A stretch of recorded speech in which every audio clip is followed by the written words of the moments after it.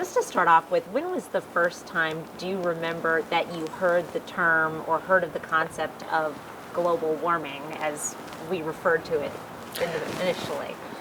Right. I'd have to look back at my commissioner years. In 1996, there was a gentleman by the name of Julian Powers, and he was eccentric, but he would bring to my office in 1996, when I first was elected, all these colored papers of global warming and climate change. And of course, he was scoffed at by most people when he walked in, but I kind of enjoyed the guy, and so I would read these papers and think, well, yeah, that's something I learned in my geology classes at WSU in the 70s. That yes, the Earth warms and cools at various times. I mean, that's why we had ice ages. Mm-hmm. But what we're doing in the papers that he presented me was accelerating that heating of the Earth because of carbon dioxide. And it made total sense to me, but like everyone else, I figured, well, it was way down hundreds, thousands of years from now that we'll have to worry about it. Well, of course, that's not the case. Right. Is there a time you can remember when you were out on one of your adventures where you thought, this is different, and this might not just be a variability in the climate? Well, I was thinking about that, and I started climbing in 1965, and mostly up in Canada in the Cascades. But Canada is the perfect example of climate change because you have all these glaciers in the Canadian Rockies, and throughout those 57 years I've been climbing, I've seen those glaciers disappear. Literally, glaciers with names like Bluebird Glacier and on these peaks. And they're completely gone now.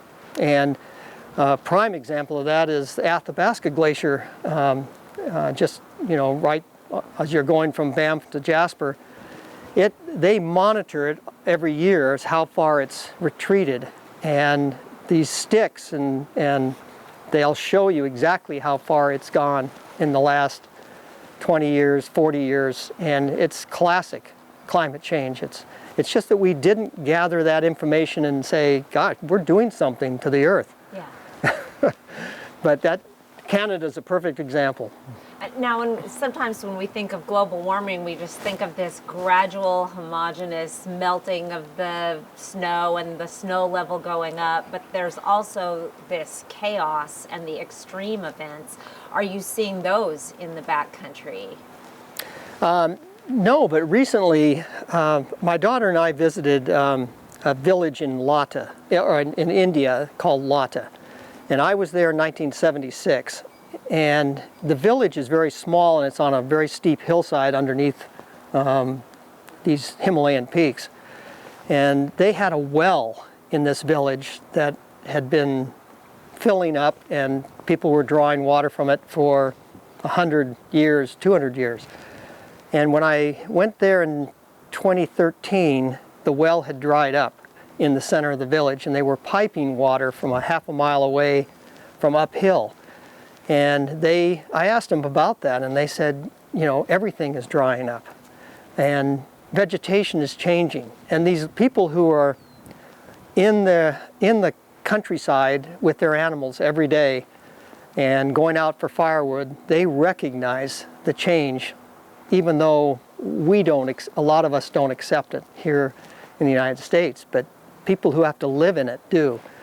It was a dramatic instance for me to think that they're all having problems with their wells in these villages because of lack of water, rainfall's changing, monsoon is changing.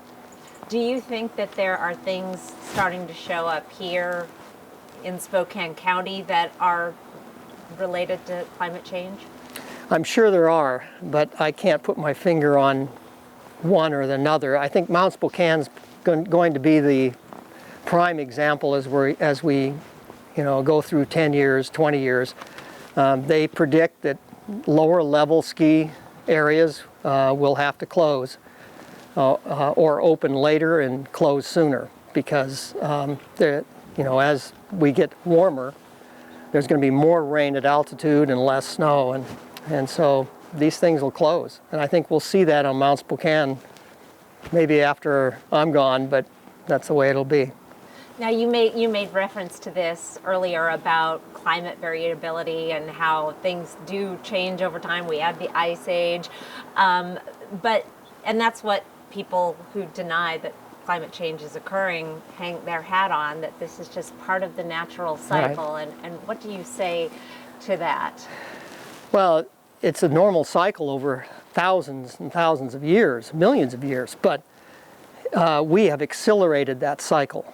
And you know, we've only been on the Earth and for a short period of time, but many species have gone extinct over millions of years back, and it was because of different changes in climate, and I guess a meteor took out the dinosaurs. But we've been only here a short period of time. In geologic time, we're just here for a second in a year of time. But we don't feel that climate change, except we're starting to feel it from hurricanes and monsoons, and I mean things that are more dramatic than they were before. Mm-hmm. Would you think the fire season and the smoke we're experiencing, is that a climate change issue or something else? Well, it's probably both, but I think it's accelerating. Okay. Becoming more dry in the forests. Loads. The fuel load is becoming worse, and we get these fires and they sweep through, and there's nothing we can do to stop it. But especially since there's no rain anymore. I mean, I don't know. When I used to go to Seattle in the 60s and 70s, there was always rain. Yeah. And then here for the last decade or so, it's very rare that you'll find a summer rainstorm, so it seems to have changed. Now, you have a long legacy of conservation and tremendous achievements there. It seems like when I don't want to oversimplify it, but when you're trying to save a river or get rid of a dam or clean up a Superfund site, there's laws to pass and lawsuits to file and roll up your sleeves and clean it up. How do you go about saving a planet? Well, that's what we're all dealing with in this latest climate change. I think it's COP26 or something to that effect. They couldn't come to an agreement because there's so much diversity in what other people are doing in other countries and whether they can even change. I mean, we have the resources to change. We can put in solar panels. We can put in windmills. We can change the way our turbines work on hydroelectric dams. But in India, that's not the case. They cannot do that. Other places are in the same boat. All these countries in Africa, they can't turn around and build new infrastructure without money. And that's the problem we're having, getting a planet to come to grips with climate change. So that is and all these different opinions, no one can even agree that it's happening. Yeah, that's right. You have probably half the country saying, well, this is a normal process, and the other half is saying, well, if we don't stop the warming, things are going to get worse. And unfortunately, it's our kids and grandkids that are going to have to put up with our reluctance to pay attention to Mother Nature. And that, maybe you can help me understand, because that's one of the things that I have a really hard time wrapping my head around. We live in this beautiful part of the country. People come here because they want to be outdoors, and whether it's hunting or skiing or backcountry or rafting. Why don't we all agree that we want to save this? I mean, look at what's at stake. That is a difficult question to answer for anyone. I personally speaking, I don't know why they wouldn't see that. I want to keep the place quiet. I don't want people coming in here in swarms.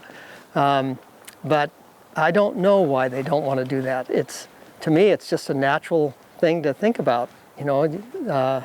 recycling, clean water.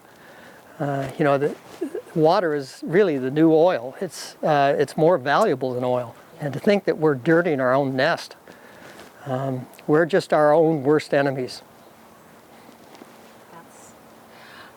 That's the quote of the of the thing right there. That's what it boils down We're foolish to. not to be good stewards. Yeah. It's amazing. You've been all around the globe. We see it in our backyard, but it's almost sad that people don't understand what even 100 years from now how things can look so different. Yeah, and it's not going to take 100 years. I mean, we're in it, so we have to be. We can all do our own little part, but somehow we have to bring everybody into it, and it's a global issue. It's not just the United States issue. It's just not Republicans and Democrats. It's everyone. So if we were to get out our calendars and make an appointment to have this interview again in 10 years, do you think there's going to be, what do you think the world is going to be like? Are we going to make progress? Or are we still going to be a mess? Well, I think certain countries will have made progress, and because of the type of government that they have. But I do not believe that we're going to change until we're at the last moment, maybe. I'd like to be an optimist, but what I see from people every day makes me think that we're doomed. I mean, there's no other answer to it to me. It's going to happen.